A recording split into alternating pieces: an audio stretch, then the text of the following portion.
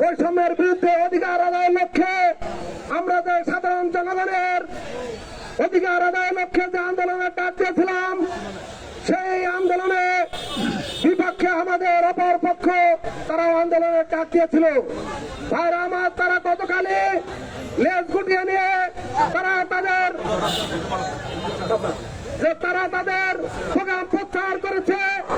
আজকে আমাদের সঙ্গে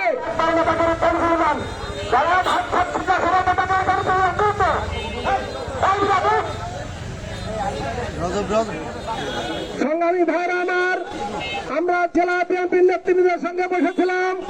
সিনাদের মাধ্যমে আমাদের প্রধানমন্ত্রীর দপ্তর থেকে আমাদের সঙ্গে কথা বলা হয়েছে এবং আমরা সাধারণ মানুষের জন্য যে দাবি আদায়ের লক্ষ্যে আমরা আজকের আন্দোলনের ডাক দিয়েছিলাম, সকল দাবি আমাদের পূরণ করার সর্বোচ্চ আশ্বাস প্রদান করেছে।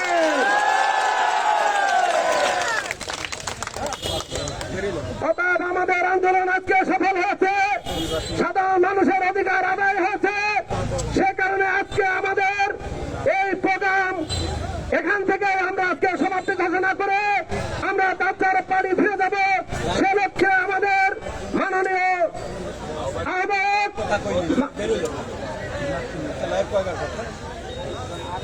সংগ্রামী ভাইরা আমার, সকল অধিকার আদায় হবে। তারপরে যদি কোনো কিছু বাকি থাকে, আমাদেরকে আশ্বাস দিয়েছেন প্রধানমন্ত্রীর দপ্তরে আমাদেরকে সরাসরি সাক্ষাতের জন্য বলে দিয়েছেন। এ পর্যায়ে আমাদের সামনে বক্তব্য রাখবেন মাগুরা জেলা বিএনপির সম্মানিত